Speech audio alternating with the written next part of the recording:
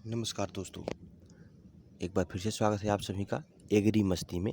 और दोस्तों, आज की इस वीडियो में हम लोग समझेंगे बीएससी एग्रीकल्चर सेकेंड सेमेस्टर का दोस्तों प्लांट पैथोलॉजी का फंडामेंटल्स ऑफ प्लांट पैथोलॉजी का कुछ ऐसे महत्वपूर्ण ऑब्जेक्टिव प्रश्न, ऑब्जेक्टिव क्वेश्चंस जो कि दोस्तों आपके सिलेबस पे आधारित हैं, जिसको पेपर में पूछा जा सकता है दोस्तों।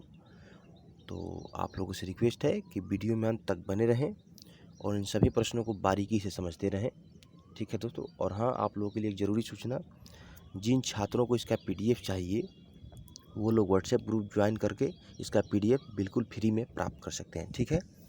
तो आप जाइए, डिस्क्रिप्शन खोलिए, उसमें व्हाट्सएप ग्रुप का लिंक होगा, तो आप लोग उस लिंक को क्लिक करिए और ग्रुप में जुड़ जाइए, आपको पीडीएफ दे दिया जाएगा, ठीक है। तो दोस्तों, अब चलते हैं अपने मुख्य टॉपिक की ओर। तो दोस्तों, सबसे पहला प्रश्न है, कीटों के पंख और पैर मौजूद होते हैं। दोस्तों, कीटों के जो पंख और पैर होते हैं किस पे मौजूद होते हैं? चूँकि दोस्तों जो कीट होता है वो उसका शरीर 3 भागों में बटा हुआ होता है, सिर, वक्ष और उदर। इसलिए जो कीटों का पंख और पैर होता है वो आपका वक्ष पर स्थित होता है, ठीक है, मौजूद होता है, यानी थोरैक्स इसका इंग्लिश है वक्ष का। तो अगर पूछा जाए प्रश्नों में कि कीट के पंख और पैर किस भाग पर मौजूद होते हैं, तो आप लोग उत्तर दीजिएगा थोरैक्स पर, ठीक है, यानी वक्ष पर। और दोस्तों आगे है, मालपिघियन नलिकाएं किसके अंग है दोस्तों? तो दोस्तों ये किसके अंग हैं? मालपिघियन नलिकाएं ये उत्सर्जन का अंग है। कीटों में उत्सर्जन किसके द्वारा होता है? तो मालपिघियन नलिकाएं के द्वारा होता है। दोस्तों इस प्रश्न को इंटोमोलॉजी में पूछा भी गया था। और आगे है दोस्तों, आईपीएम एक कीट नियंत्रण रणनीति है जिसमें सांस्कृतिक और जैविक नियंत्रण तकनीकों का उपयोग किया जाता है। दोस्तों आईपीएम यानी दोस्तों इंटीग्रेटेड पेस्ट मैनेजमेंट में सांस्कृतिक और जैविक नियंत्रण तकनीकों का उपयोग किया जाता है, ठीक है, रासायनिक का प्रयोग नहीं किया जाता है। और दोस्तों आगे है, वे कीट जो एक पौधे से दूसरे पौधे तक स्थानांतरित करते हैं, मतलब इस प्रश्न में पूछा जा रहा है वे कीट जो रोग को एक पौधे से दूसरे पौधे तक स्थानांतरित करते हैं, क्या कहलाते हैं दोस्तों? दोस्तों वे वेक्टर कहलाते हैं, ठीक है, वेक्टर। दोस्तों ये प्रश्न सबसे महत्वपूर्ण है, इस प्रश्न को कल पूछा जाएगा दोस्तों, ये मेरा गारंटी है, क्योंकि इस चैप्टर को प्रमुखता से बताया गया है सिलेबस में पढ़ने के लिए वेक्टर को। और जो होता है ना दोस्तों, जो रोग चक्र होता है, रोग त्रिभुज होता है, उसको पढ़ने के लिए बताया गया है। और ये प्रश्न उसी से संबंधित है, यानी अगर किसी कीट के द्वारा रोग जो है एक पौधे से दूसरे पौधे तक स्थानांतरित होता है तो वो कीट क्या हो गया दोस्तों? उसको वेक्टर कहेंगे, उस कीट को। और आगे है, कम से कम स्तनधारी विषाक्तता वाले कीटनाशक है। दोस्तों कौन सा कीटनाशक है जो कि कम से कम स्तनधारी विषाक्तता वाले कीटनाशक है दोस्तों?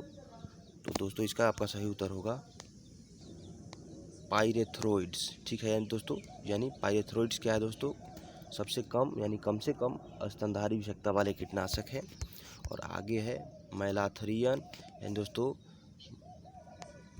और दोस्तों इसमें पूछा गया है मैलाथ्रियन और पैराथियन कीटनाशक संबंधित है दोस्तों, किससे संबंधित है? ये ऑर्गेनोफॉस्फेट से संबंधित है, ठीक है, यानी मैलाथियन और पैराथियन दोस्तों ये जो कीटनाशक है ये आपका ऑर्गेनोफॉस्फेट से रिलेटेड है।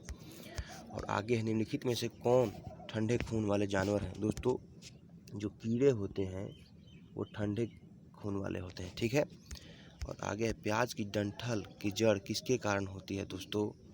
तो दोस्तों जो प्याज का स्टेम रोट होता है दोस्तों, ठीक है, या जिसे तना विगलन बोला जाता है, वो बैक्टीरिया के कारण होता है, ठीक है, स्टेम रोट ये बैक्टीरिया के कारण होता है, डंठल विगलन रोग प्याज में। और दोस्तों आगे है, वायरल रोग को नियंत्रित किया जाता है, किसके द्वारा किया जाता है? तो दोस्तों वायरल रोगों का नियंत्रण के लिए सांस्कृतिक प्रथाएं और बढ़ती प्रतिरोधी किस्मों को अपनाया जाता है। दोस्तों सांस्कृतिक प्रथाएं जो कि लगातार चलते आ रहा है खेती में।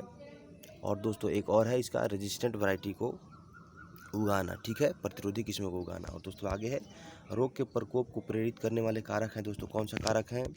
तो दोस्तों इसका सही उत्तर होगा ऑप्शन डी, यानी उपयुक्त सभी। आप समझते हैं दोस्तों, रोग के प्रकोप को प्रेरित करने वाले कारक कौन कौन से हो सकते हैं? संवेदनशील किस्म, ठीक है, अगर संवेदनशील किस्म जो है आपने लगाया है, वो किस्म किसी रोग के प्रति संवेदनशील है, तो आपके पौधों को या जो आपका पौधा है वो जल्दी रोग से प्रभावित हो जाएगा, ठीक है। और आगे है दोस्तों उच्च तापमान, और उच्च तापमान भी दोस्तों रोग को प्रेरित करता है, रोग के प्रकोप को। दोस्तों उच्च आर्द्रता भी है दोस्तों, क्या है? ये रोग को प्रेरित करता है। तो दोस्तों हम समझ चुके हैं ये रोग को प्रेरित करने वाले कारक संवेदनशील किसमें, उच्च तापमान और उच्च आर्द्रता। और आगे है दोस्तों खस्ता फफूंदी के लक्षण दिखाई देते हैं।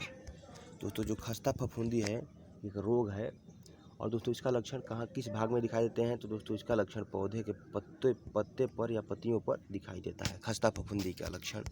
और दोस्तों आगे है सबसे विनाशकारी प्रवासी कीट है दोस्तों। तो दोस्तों सबसे विनाशकारी प्रवासी कीट जो है ये टिड्डी है, ठीक है दोस्तों, यानी दोस्तों इसको ग्रास होपर बोला जाता है।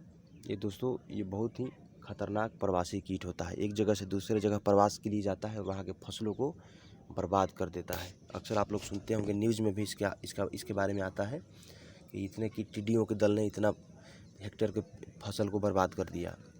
तो दोस्तों सबसे विनाशकारी प्रवासी कीट टिड्डी है। और आगे है एक साथ रहने वाले दो जीवों के बीच लाभकारी संबंध क्या कहलाता है दोस्तों। अगर एक साथ रहने वाले दो जीव और दोनों का संबंध जो है लाभकारी है तो दोस्तों उसको क्या बोलेंगे, उसको बोलेंगे सिम्बायोसिस बोलेंगे, ठीक है दोस्तों। इसे सहजीवी बोला जाता है हिंदी में, सिम्बायोसिस, जिसको हिंदी में सहजीवी बोला जाता है। और दोस्तों आगे देखते हैं, आगे है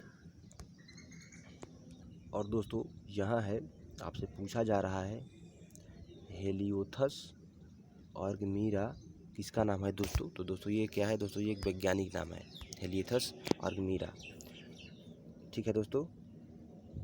ये दोस्तों किसका नाम है वैज्ञानिक नाम, आर्गमीरा हेलियोथस आर्गमीरा। ये दोस्तों है आपका, यहाँ पे उत्तर होगा उपयुक्त सभी, सॉरी इनमें से कोई नहीं, ठीक है। तो दोस्तों ये जो वैज्ञानिक नाम है उस जिस कीट का नाम है वो कीट को ऑप्शन में नहीं दिया गया, इसलिए इसका उत्तर क्या होगा, उपयुक्त सभी, ठीक है। और दोस्तों आगे है